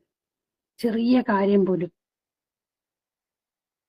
നിങ്ങളൊന്ന് ആലോചിച്ച് നോക്കി അതുപോലത്തെ ഒരു അവസ്ഥ എന്തായിരിക്കും എന്നുള്ളത്. അള്ളാഹു പറയും, നിങ്ങളോട് ദീൻ പറഞ്ഞ ആളായത്, നിങ്ങൾക്ക് നേർവഴി കാണിച്ച ആളായത്, നിങ്ങളെ ശകാരിച്ച ആളാണ്, നിങ്ങളെ കുറ്റപ്പെടുത്തിയ ആളാണ്, എല്ലാ നന്മകളും നിങ്ങൾക്ക് പറഞ്ഞു തന്ന ആളാണ്, അവരുടെ അവസ്ഥയാണ് ഇതെന്ന് റബ്ബ് പറയും. നമ്മൾ ദുനിയാവിൽ എന്തെല്ലാം കണ്ടിട്ടുണ്ടോ, എന്തെല്ലാം കേട്ടിട്ടുണ്ടോ, എന്തെല്ലാം ചെയ്തിട്ടുണ്ടോ, അതെല്ലാം അള്ളാഹു മുമ്പിൽ കൊണ്ടുവരും. അതിന് ഇതുവരെ ചെയ്തിട്ടുണ്ടെങ്കിൽ ഇൻഷാ അള്ളാ ഇന്ന് ഉറങ്ങുന്നതിന് മുമ്പ് എല്ലാരും ഓരോരുത്തരും എന്ത് ചെയ്യാ, തൗബ ചെയ്ത് മടങ്ങാം. എന്നിട്ട് നിയത്താക്ക ഇനി ഒരിക്കലും അത് ചെയ്യൂല എന്നുള്ളത്. അല്ലേ? ഓരോരോ കാര്യങ്ങളും നമ്മൾ ഇന്ന് ഇന്ന് ചെയ്യാൻ വേണ്ടി തീരുമാനിക്കുക, നാളത്തേക്ക് വെക്കല്ലേ. നാളെ ആരുണ്ടാവും ആർക്കെങ്കിലും ഉറപ്പുണ്ടോ? ഞാനുണ്ടാവും, നിങ്ങളുണ്ടാവുന്ന ഉറപ്പുണ്ടോ നിങ്ങൾക്ക്? വാട്സപ്പിൽ വരുന്ന പല മെസ്സേജസും ഉണ്ട് അല്ലെ? ഓരോരാളെ കുറ്റായിരിക്കും, അല്ലെ ഒരാളെ നാണം കെടുത്തുന്നതായിരിക്കാം, അല്ലെങ്കിൽ എന്തെങ്കിലും വൈകല്യമായിരിക്കാം, അല്ലെ? ചിലപ്പോ തടീനെ കൊണ്ടുള്ളൊരു, ചിലയാൾക്ക് ഭയങ്കര തടി, ചിലയാൾക്ക് കാണാൻ ഭംഗി ഉണ്ടാവില്ല, ചിലപ്പോ കോങ്കണ്ണായിരിക്കും. എന്തോ ആയിക്കോട്ടെ, അവരെന്തോ കളിച്ചോട്ടെ, നമ്മൾ എത്ര ആൾക്കാർ അത് ഫോർവേഡ് ചെയ്യുന്നുണ്ട്. അതൊന്ന് ആലോചിക്കുക. നിങ്ങളെ കൈ തട്ടിയിട്ട് അത് മുന്നോട്ട് പോയി പോയി പോയി കഴിഞ്ഞാൽ കുറെ ആളുകളിലേക്ക് നമ്മളിലൂടെയാണ് അത് എത്തുന്നതാണെങ്കിൽ, ജാരിയായ സ്വതക്ക എന്നുള്ള നേരിന്റെ ഓപ്പോസിറ്റും ഉണ്ടല്ലോ. മരിച്ചു കഴിഞ്ഞാൽ നമ്മളെ കബറിലേക്ക് വന്നുകൊണ്ടിരിക്കൂലേ? ചിലപ്പോ ആ വീഡിയോ ചെയ്ത ആള്, ഒരു മുസ്ലിം സ്ത്രീനെ തന്നെ എടുക്കാം, അവരൊരു വീഡിയോ ചെയ്തെന്ന് വിചാരിക്കും, തലയിൽ തട്ടയിടാണ്ടും പിന്നെ ഡാൻസ് കളിച്ചിട്ടോ എന്തോ ചെയ്തോട്ടെ, നമുക്കറിയില്ല. നമ്മളത് ഫോർവേഡ് ചെയ്ത് അവര് തൗബ ചെയ്ത് മടങ്ങിയിട്ടുണ്ടാവും. ഈ ഫോർവേഡ് ചെയ്ത് നമ്മളെ സ്ഥിതി ഒന്ന് ആലോചിക്കുക. നമ്മൾ ആരടുത്ത് പോയിട്ടാ പൊരുത്തപ്പെടിക്കുക? നമുക്കത് ആരാന്ന് പോലും അറിയൂല. നമുക്കൊരു രസം അല്ലെ, മറ്റുള്ളവരെ ഇകഴ്ത്തി കാണിക്കൽ ഒരു രസം, അത് നമ്മൾ ഫോർവേഡ് ചെയ്യുക, അത് നമ്മളങ്ങ് മരണപ്പെട്ടു പോവാ. നമുക്കത് തിരുത്താൻ പറ്റുകയില്ല. ആ ഫോർവേഡ് ചെയ്തത് എന്ത് കളിച്ചാലും നമുക്ക് ഇനി അത് തിരിച്ചെടുക്കാൻ പറ്റില്ല. ബാക്കിയുള്ള കാര്യങ്ങൾ പോലെയല്ല, നമ്മൾ ഒരാളെ കൊണ്ട് കുറ്റം പറഞ്ഞിട്ടുണ്ടെങ്കിൽ അവരോടത്ത് പോയി പൊരുത്തപ്പെടിക്കാം. നമുക്ക് ഗീബത്ത് പറയാൻ നമ്മളെ കുടുംബത്തിൽപ്പെട്ടവരോടല്ലേ, നമുക്ക് പൊരുത്തപ്പെടിക്കാം അല്ലേ?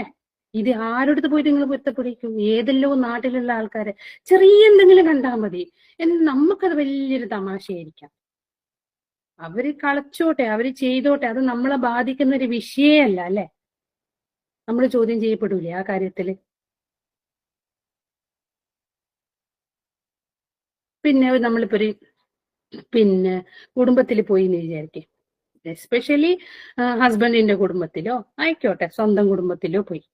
അപ്പൊ അവർക്ക് നമുക്ക് ഇഷ്ടമില്ലാത്ത ചില വാക്കുകൾ പറയും, ചില കാര്യങ്ങൾ പറയും, നമ്മളെ ഇൻസൾട്ട് ചെയ്യും, അല്ലെ, നമ്മളെ താറ്റി കാണിക്കും. അപ്പൊ നമ്മൾ എന്ത് ചെയ്യും? ഓരോ മുമ്പൊന്നും പറയൂല, ചിരിച്ചിട്ട് വരും, അല്ലെങ്കിൽ മുഖം കറുപ്പിച്ചിട്ട് വരും. എന്നിട്ട് നമ്മൾ എന്ത് ചെയ്യും? മൂന്നാമത്തെ ഒരാളോട് അത് പറയും. ഒരു സ്വഭാവം അങ്ങനത്തതാ അങ്ങനെ പറഞ്ഞ് ഇങ്ങനെ പറഞ്ഞ്. അപ്പൊ രണ്ട് മുഖമായില്ലേ അത്? അവരെ മുമ്പിൽ ഒരു മുഖം, അവരെ പിന്നിൽ നിന്നൊരു മുഖം. അള്ളാഹു പറഞ്ഞത് രണ്ട് മുഖമുള്ള ആൾക്കാർ അള്ളാഹുവിന് വെറുപ്പാണെന്നാ പറഞ്ഞത്. അത് എല്ലാ കാര്യത്തിലും, ദീന്റെ കാര്യം മാത്രമല്ല, ദുന്യവിന്റെ കാര്യത്തിലും അത്ര തന്നെ, നമ്മുടെ സ്വഭാവത്തിന്റെ കാര്യത്തിൽ. അപ്പൊ നമ്മൾ എന്ത് ചെയ്യാ? അവരോട് പറഞ്ഞിട്ടുണ്ടെങ്കിൽ, ഒന്നിക്കില്ലെങ്കിൽ നമ്മൾ അതിനുള്ളൊരു അവസരം കൊടുക്കാതിരിക്കാം. ഇല്ല, അവരത് നമ്മൾ കേട്ട് വന്നു കഴിഞ്ഞാല് നമ്മളതങ്ങ് മാപ്പാക്കാം, ആരോടത് പറയാതിരിക്കാം. അള്ളാഹു താല സൂറ ഹഷറിന്റെ 10-ാമത്തെ ആയത്തില്, 59-ാമത്തെ സൂറത്ത് കേട്ടോ, 10-ാമത്തെ ആയത്തില് ഒരു ആയത്തിന്റെ പകുതിയിൽ പറയുന്നുണ്ട്, നമുക്ക് നമ്മളെ കുടുംബത്തിൽപ്പെട്ട ഒരാള് നമ്മളെ കൊണ്ട് എന്തെങ്കിലും മോശമായിട്ട് പറഞ്ഞെന്ന് വെക്ക്, നമുക്കത് ആ കുടുംബത്തിലുള്ള ആളെ നമുക്ക് ആ കുടുംബം മുറിച്ചു കളയാൻ പറ്റില്ല, നമുക്ക് തിരിച്ചു പറയാൻ പറ്റില്ല, ഒരു വിധത്തിലും നമുക്ക് ഒന്നും പറയാൻ പറ്റുന്നില്ല. അപ്പൊ നമ്മളൊരു ദുആ ചെയ്യാം, റബ്ബനാ ലാ തജ്അൽ ഫീ ഖുലൂബിനാ ഖില്ലല്ലദീന ആമനൂ റബ്ബനാ ഇന്നക റഊഫുർ റഹീം. ഒരു ആയത്തിന്റെ പകുതി ആട്ടോ അത്, അതായത് സൂറ ഹഷറിൻ്റെത്. അതിലെന്താ പറയുന്നത്? ഞങ്ങളുടെ സഹോദരങ്ങൾക്ക് നീ പുറത്തു തരണമേ, സത്യവിശ്വാസം സ്വീകരിച്ചവരോട് ഞങ്ങളുടെ മനസ്സുകളിൽ നീ വിദ്വേഷം ഉണ്ടാക്കരുതേ. അതിന്റെ മെയിൻ പോയിന്റ് അതാണ്, സത്യവിശ്വാസം സ്വീകരിച്ചവരോട് ഞങ്ങളുടെ മനസ്സുകളിൽ നീ വിദ്വേഷം ഉണ്ടാക്കരുതേ.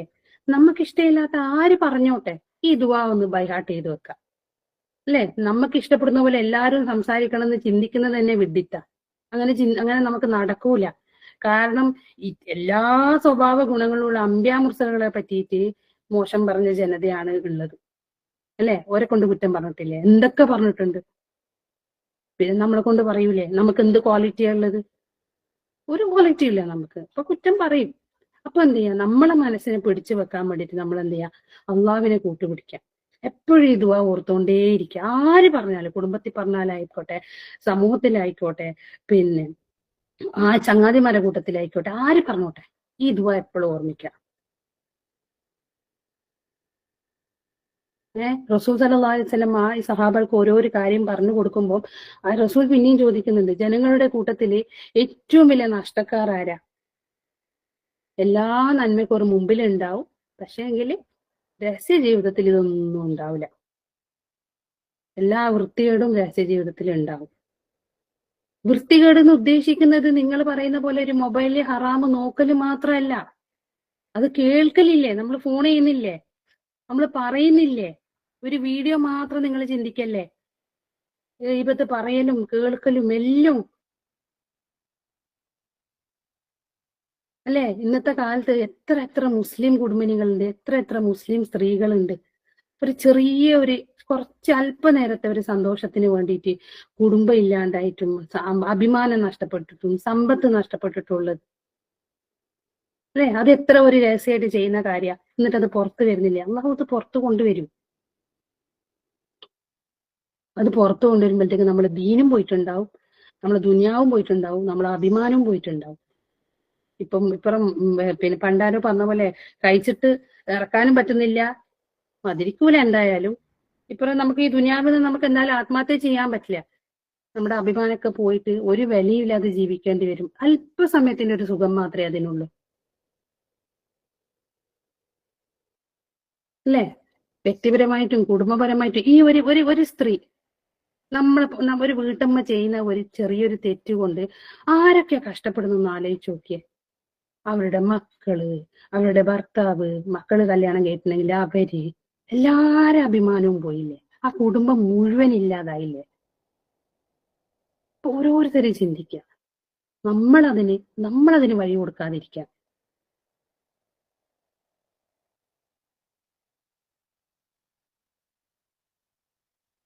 കാരണം നമ്മള് മറ്റുള്ളവരുടെ മുമ്പിലുള്ള അതേ, ഇപ്പോ ആയിഷയാണോ ഫാത്തിമയാണോ നസീറയാണോ എന്ന് ചിന്തിക്കുക നമ്മൾ. അതാണോ? ജനങ്ങളുടെ മുമ്പിലുള്ള അതേ നസീറയാണോ ഞാൻ ഒറ്റക്ക് ഉണ്ടാകുമ്പോ? ഓരോരുത്തരും അവരെ പറ്റി ചിന്തിക്കാതെ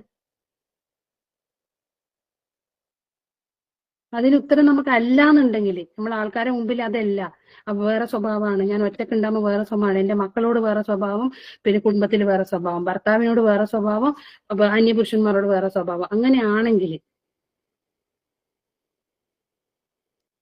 അതിന്റെ അർത്ഥം നമ്മൾ പരലോകത്തിൽ വിശ്വസിക്കുന്നില്ല എന്നാണ്. നമ്മൾ വിശ്വസിക്കുന്നില്ല പരലോകത്തിൽ. ആ വിശ്വാസം ഉണ്ടെങ്കിൽ നമുക്ക് കപടം ഉണ്ടാവില്ല. നിങ്ങളൊന്ന് ആലോചിച്ച് നോക്കിയേ. ഞാനൊരു ഏറ്റവും ബെസ്റ്റ് എക്സാമ്പിൾ പറയാം. ഈ സ്വഭാവത്തിന്റെ കാര്യം മാത്രമല്ല കേട്ടോ, ഞാനൊരു ബെസ്റ്റ് എക്സാമ്പിൾ പറഞ്ഞിട്ട് ആ ഒരു കാര്യത്തിൽ നമ്മൾ എങ്ങനെയാണെന്നൊന്ന് ആലോചിച്ച് നോക്ക്. നമ്മൾ പള്ളിയിൽ പോകുമ്പം ഇടുന്ന അതേ വേഷമാണോ നമ്മൾ ഷോപ്പിങ്ങിന് പോകുമ്പോൾ ഇടുന്നത്? നമ്മൾ കല്യാണത്തിന് പോകുമ്പോൾ ഇടുന്ന അതേ വേഷമാണോ മരണ വീട്ടിൽ പോകുമ്പോൾ ഇടുന്നത്? ഇത്ര ഒരു കാര്യം, വേറൊന്നും ചിന്തിക്കേണ്ട, കുറെ ഒന്നും ആലോചിക്കേണ്ട. നമ്മൾ കല്യാണത്തിനും പള്ളിയിലും ഒരേ വേഷമാണോ ഇടുന്നത്? അവിടെ ഉണ്ട് നമ്മുടെ വ്യക്തിത്വം എന്താന്നുള്ളത്. നമ്മൾ ഈ പരലോകത്തിൽ വിശ്വസിക്കുന്നുണ്ടോ എന്നുള്ളത്, നമുക്ക് സ്വർഗം വേണോ എന്നുള്ളതിന്റെ ഏറ്റവും നമുക്ക് പെട്ടെന്ന് നമ്മളെ തന്നെ ഒന്ന് അനലൈസ് ചെയ്യണമെങ്കിൽ ഈ ഒറ്റ ചോദ്യം ചോദിച്ചാൽ മതി. പള്ളിയിൽ പോകുന്ന വേഷത്തിലാണോ നിങ്ങൾ കല്യാണത്തിന് പോകുന്നത് എന്നുള്ളത് ഓരോരുത്തരും ചിന്തിക്കാം, അല്ലേ? ചില ആള് പർദ്ദ ഇടുന്നുണ്ട്, എന്തിനാണെന്നറിയോ? എളുപ്പത്തിന് വേണ്ടിയിട്ട്. മാക്സി ഇട്ടിട്ട് അതിന്റെ മേലെ പർദ്ദ ഇട്ടിട്ട് അങ്ങ് ഓടിയാൽ മതിയല്ലോ, ഡ്രസ്സ് ചെയ്യണ്ട, അല്ലെ? പീടിയെ പോകുമ്പോൾ ചിലപ്പം അത്യാവശ്യം സാധനത്തിന് പോകുമ്പോൾ പർദ്ദ ഇടും, ഷോപ്പിങ്ങിന് പോകുമ്പോൾ പർദ്ദ ഇടും. കാരണം എളുപ്പമാണ്. ഉള്ളിൽ മാക്സി ആണെങ്കിലും കുഴപ്പമില്ല, പഴയ ഡ്രസ് ആണെങ്കിലും കുഴപ്പമില്ല. പക്ഷെ കല്യാണത്തിന് പോകുമ്പോ അപ്പൊ എന്തേ, പള്ളിയിലുള്ള അല്ല അല്ലേ കല്യാണ വീട്ടിലുള്ളത്? അല്ല മാറിയോ അവിടത്തേക്ക്?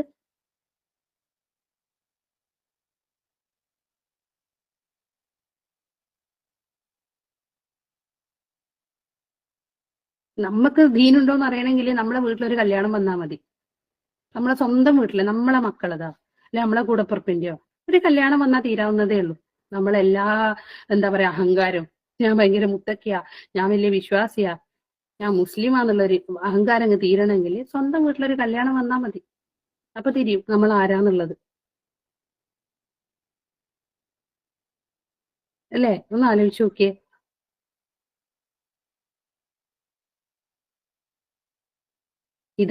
ഇതുപോലത്തെ ആൾക്കാരെ കൊണ്ടാണ് അള്ളാഹു പറഞ്ഞത്, എത്ര മലകളോളം നന്മകളായിട്ട് വന്നു കഴിഞ്ഞാലും ഒന്നിനും കൊള്ളൂല അത്, വിതറപ്പെട്ട ധൂളികളായി പൊടി പൊടിക്കപ്പെടും.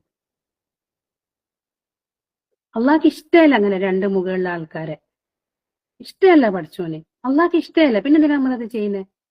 അള്ളാഹിന്റെ ഇഷ്ടം നേടാതെ നമ്മൾ ആരെ ഇഷ്ടം നേടേണ്ടതെന്ന് ആലോചിച്ച് നോക്കിയേ. റബ്ബിന് വേണ്ടാത്ത നമ്മളെ പിന്നെ ആർക്കാ വേണ്ടേ? പിന്നെ നമുക്ക് എന്ത് വിലയാ ഉള്ളത്?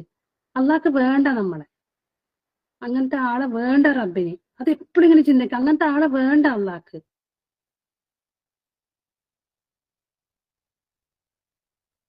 നമ്മളിലേക്ക് തന്നെ ചുരുങ്ങ്. നിങ്ങൾ മറ്റോരെ നോക്കല്ലേ, നമ്മളിലേക്ക് ചുരുങ്ങി, നമ്മളെ ന്യൂനതയിലേക്ക് നോക്ക്. എനിക്കുണ്ടോ ആ ന്യൂനത? ഞാൻ അങ്ങനെയാണോ? ഞാൻ അങ്ങനെയാണോ?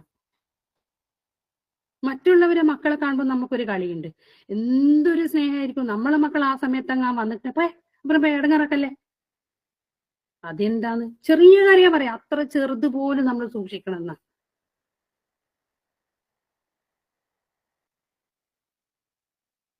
റസൂൽ സല്ലല്ലാഹു അലൈഹി വസല്ലമ പറയുന്നുണ്ട്, രഹസ്യ ജീവിതവും പരസ്യ ജീവിതവും ഒരുപോലെയാണെങ്കിൽ അത് നീതിയാണ്.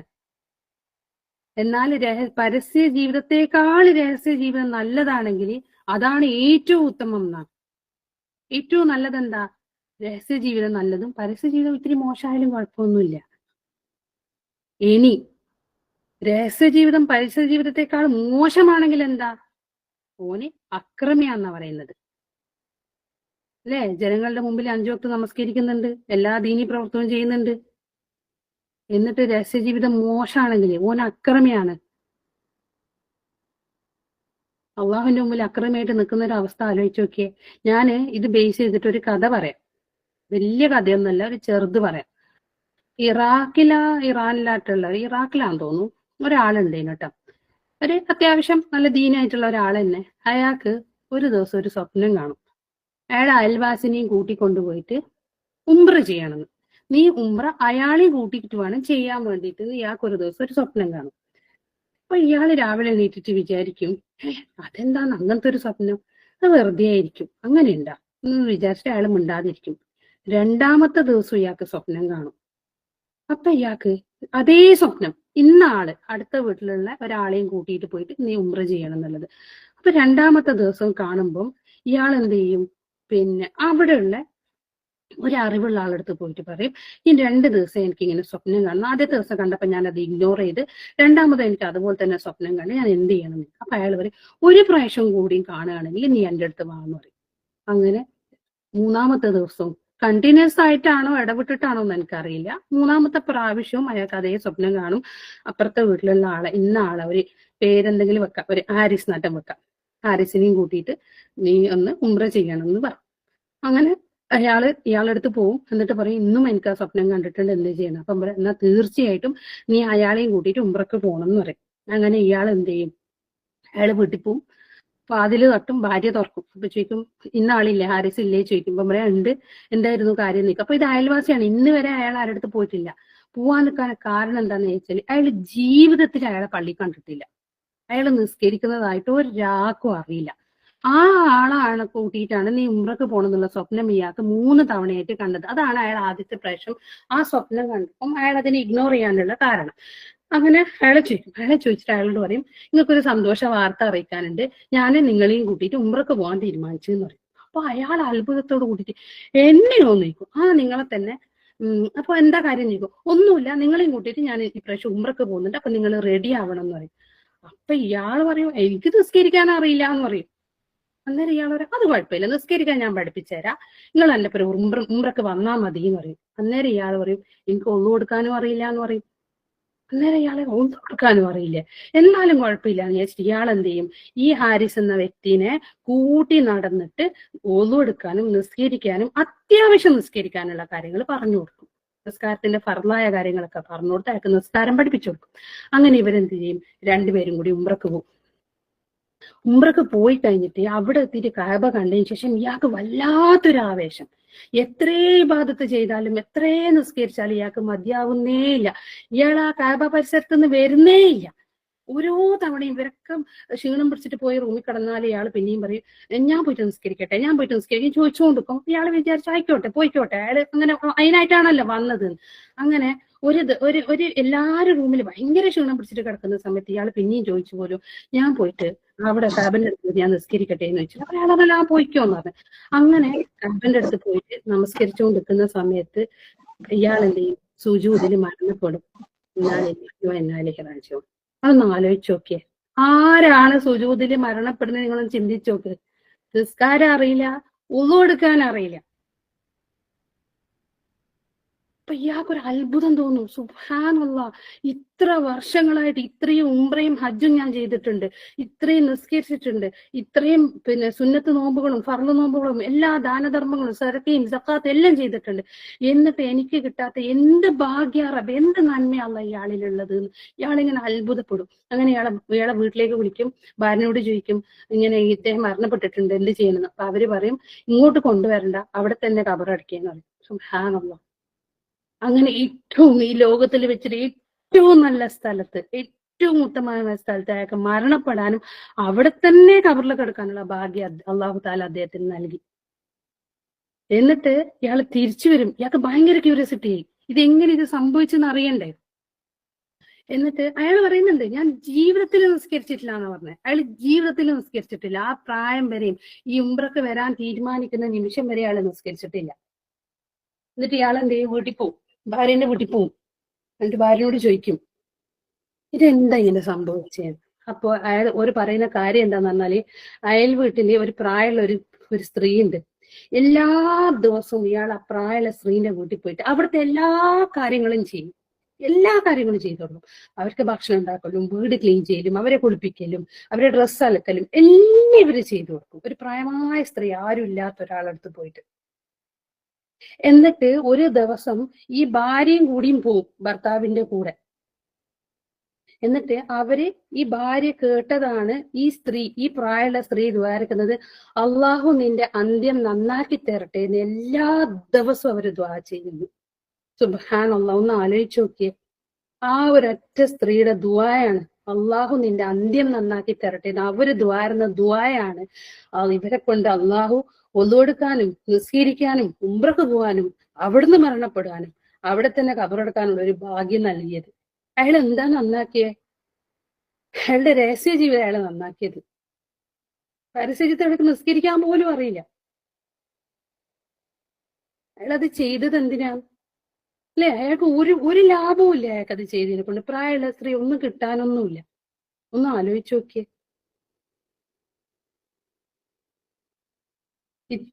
ഇത്രയും അതെ, ഇത് ശരിക്കും നടന്ന കഥ തന്നെയാണ് കേട്ടോ. ഇത് ഇത്രയും തവണ ആവർത്തിച്ച് പറയുന്നത് എന്തിനാന്ന് വെച്ചാല്, നമ്മളിത് പറയുമ്പം നമ്മൾ വേറെ ആരെയും ഓർക്കണ്ട, നമ്മൾ ഓർത്താൽ മതി.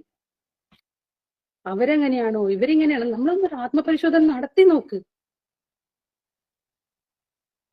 നമുക്ക് മാറണോ വേണ്ടേ? നമ്മളിപ്പോ കറക്റ്റ് ആണോ? മാറണ്ടേ നമുക്ക്?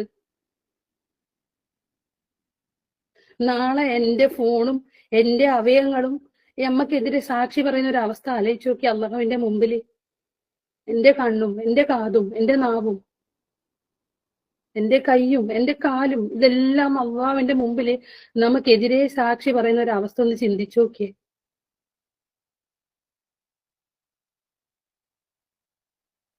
നമ്മൾ ആളുകളുടെ മുമ്പിൽ എന്ത് നന്മ കൊണ്ട് നടന്നിട്ടും, നമ്മൾ എത്ര വലിയ മുത്തക്കയായിട്ട് നടന്നിട്ടും കാര്യമില്ല. അള്ളാഹു അറിയുന്നില്ലേ അത്? അള്ളാഹു അത് കൊണ്ടുവരില്ലേ? നമുക്ക് എതിരായിട്ട് നമ്മൾ അഭയങ്ങൾ വരൂലേ? ഒന്ന് ആലോചിച്ച് നോക്കിയേ. അല്ലേ? അള്ളാഹു പറയുന്നില്ലേ, ആകാശഭൂമികൾക്കിടയിലുള്ളതെല്ലാം നാം അറിയും. അതിൽ നമ്മൾ ഈ ചെറിയ ചെറിയ കാര്യം അറിയില്ല എന്നാരെയും ചിന്തിക്കുന്നുണ്ട?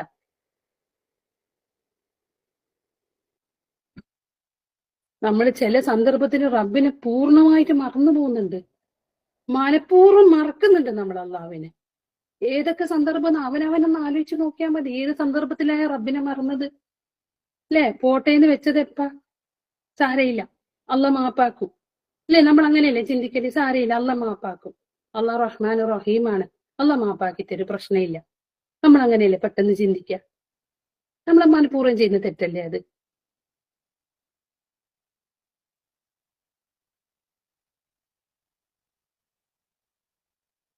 അപ്പൊ നമ്മൾ ഇതുവരെ ചെയ്തു പോയ തെറ്റിന്റെ പേരില് ദയവ് ചെയ്ത് ആരും തൗബ ചെയ്യാതെ ഇരിക്കരുത് കേട്ടാ.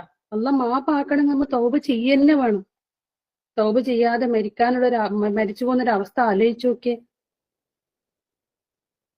തൗബ ചെയ്ത് അള്ളാഹിന് വാക്ക് കൊടുക്കുക, അള്ളാഹിന്റെ മുമ്പിൽ സത്യം ചെയ്യാം, ഇനി അത് ചെയ്യൂല റബ്ബെ. ചെയ്തു പോയി അല്ല, ഇനി അത് ചെയ്യൂല റബ്ബെ. ഓരോരാളും പല തവണ ആവർത്തിച്ചിട്ട് പറയാത്, ഞാനത് ചെയ്യൂല. ഇനി എനിക്കിഷ്ടമില്ലാത്ത ഒന്നും എന്റെ ജീവിതത്തിൽ ഉണ്ടാവില്ല. അതിനുശേഷം നമ്മൾ മരണപ്പെടുന്നതാണെങ്കിൽ നിങ്ങളൊന്ന് ആലോചിച്ച് നോക്കി, എന്തായിരിക്കും നമ്മളെ മനസ്സിൽ വരുന്ന ഒരു സന്തോഷം. അല്ലെ, ഒരു അസുഖം വന്നാൽ തന്നെ അല്ലെ, ഇപ്പൊ ഇന്ന് വലിയൊരു അസുഖം എന്നുള്ളത് എന്താ പറയാ, നമ്മൾ പണ്ടല്ലേ വലിയ അസുഖമായിരുന്നു മരണത്തിന് കാരണം. ഇന്ന് അസുഖം തന്നെ വേണ്ട, തല കറങ്ങി വീഴലും കുഴഞ്ഞു വീഴലും ഒന്നുമില്ല അല്ലെ, ഒരു വയറുവേദന, എല്ലാം ഒരു മരണത്തിനുള്ള ഒരു കാരണം. നമ്മൾ ജീവിച്ചുകൊണ്ടിരിക്കുന്ന ഇൻസ്റ്റന്റ് ഡെത്ത് ആണ് ഇന്ന്. എല്ലാം ഇൻസ്റ്റന്റ് ആയി ഇന്ന്, എല്ലാം ഇൻസ്റ്റന്റ്. നിങ്ങളൊന്ന് ആലോചിച്ച് നോക്കിയേ. ഇൻസ്റ്റന്റ് ടീ, ഇൻസ്റ്റന്റ് കോഫി പറയുന്ന പോലെ ഇൻസ്റ്റന്റ് ഫുഡ്, ഇൻസ്റ്റന്റ് ഡെത്തും ആണ് ഇന്ന്. മരണം ഇൻസ്റ്റന്റ്, അപ്പൊ തന്നെ മരിച്ചു നോക്ക.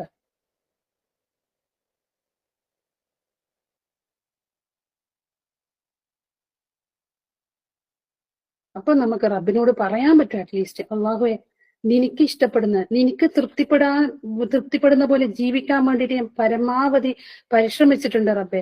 അതുകൊണ്ട് നീ എന്റെ ഈ പരിശ്രമം നീ സ്വീകരിക്കണേ അല്ലാ എന്ന് നമുക്ക് പറയാം അള്ളാഹുവിനോട് ധൈര്യത്തിന്. നമുക്കിപ്പോ അത് പറയാൻ പറ്റുന്നുണ്ട്, നമ്മൾ പരിശ്രമിക്കുന്നുണ്ട് അതിനു വേണ്ടിയിട്ട്. ചെറിയ ചെറിയ അവസരങ്ങൾ നമ്മൾ യൂട്ടിലൈസ് ചെയ്യുന്നുണ്ട്, അല്ലെങ്കിൽ നമ്മൾ ചെറിയ അവസരങ്ങൾ പോലും നമ്മൾ മിസ്യൂസ് ചെയ്യുന്നുണ്ട്. രണ്ടും ചിന്തിക്കാം. ചെറിയ അവസരങ്ങൾ നമ്മൾ ഉപയോഗിക്കുന്നുണ്ടോന്നും നമ്മൾ അത് മിസ്യൂസ് ചെയ്യുന്നുണ്ടോന്നും ചിന്തിക്കാം. കുറെ അവസരങ്ങൾ കിട്ടുന്നുണ്ട് നമുക്ക്. അള്ളാഹുവിനോട് നിരന്തരം ദുആ ചെയ്യാം, അള്ളാഹുവെ നമ്മളെ ഹിദായത്തിലാക്കണേ അള്ളാഹ്. ഓരോരോ പ്രാവശ്യം ദുആ ചെയ്യുക, നിരന്തരം ദിക്റ് ചൊല്ലുന്ന പോലെ തന്നെ അള്ളാഹുനോട് ദുആ ചെയ്യുക, ഹിദായത്തിലാക്കണേ അള്ളാഹ്. അള്ളാഹു നമ്മളെ എല്ലാരെയും ഇതുപോലെ കാപട്യമില്ലാത്ത അള്ളാഹുവിനെ ഇഷ്ടപ്പെട്ട് ജീവിക്കുന്നവരുടെ കൂട്ടത്തിൽ അള്ളാഹു എന്നെയും നിങ്ങളെയും എല്ലാവരെയും അള്ളാഹു ഉൾപ്പെടുത്തട്ടെ. അള്ളാഹുവെ, നമ്മുടെ ജീവിതത്തിൽ വന്നു പോയ ചെറുതും വലുതുമായ എല്ലാ തെറ്റുകളും റഹ്മാനായ റബ്ബെ നീ മാപ്പാക്കി തരണേ റബ്ബെ. കഠിന ശിക്ഷയിൽ നിന്നും കത്തിയാളുന്ന നരകത്തിൽ നിന്നും അതിശക്തമായ പരലോക വിചാരണയിൽ നിന്നും ഞങ്ങളെ നീ കാത്തുരക്ഷിക്കണേ അല്ലാഹ്.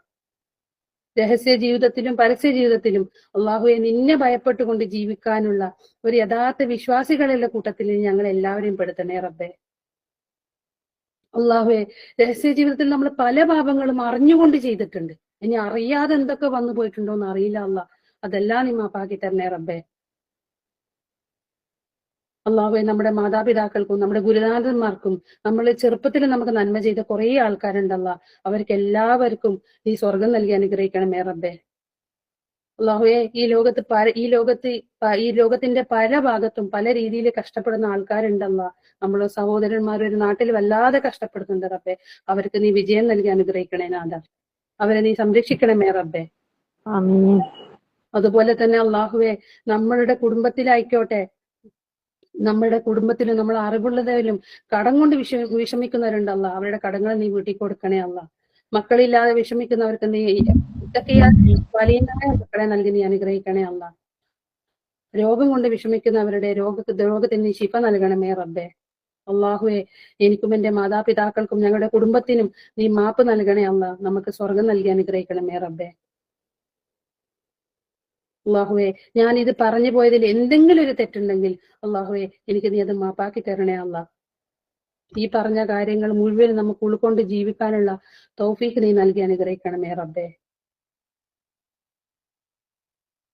ഇത് ഓരോരുത്തരും ചിന്തിക്കുക, ഇത് എന്നോടാണ് പറഞ്ഞതെന്ന് ചിന്തിച്ചിട്ട് ജീവിതത്തിൽ കൊണ്ടുവരാൻ ശ്രമിക്കുക. അള്ളാഹു അതിനുള്ള തൗഫീഖ് എനിക്കും നിങ്ങൾക്കും തന്നെ അനുഗ്രഹിക്കട്ടെ. അസ്സലാമു അലൈക്കും വറഹ്മത്തുള്ളാഹി വബറകാതുഹു. وعليكم السلام ورحمة الله وعليكم السلام ورحمة الله وبركاته.